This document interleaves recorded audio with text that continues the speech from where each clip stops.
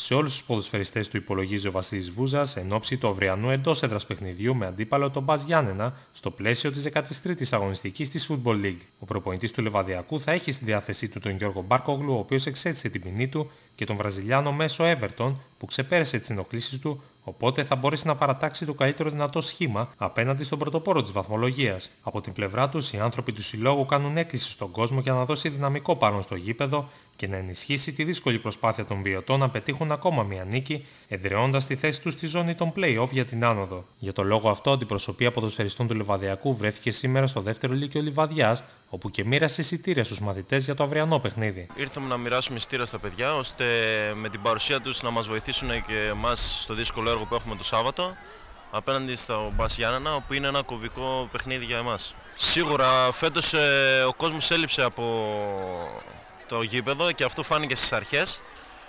Πιστεύω από εδώ και πέρα με τις καλές εμφανίσεις της ομάδος ο κόσμος να έρχεται στο γήπεδο ώστε να μας βοηθάει και εμάς. Ήρθαμε σήμερα στο δεύτερο λύκειο να μοιράσουμε εισιτήρια.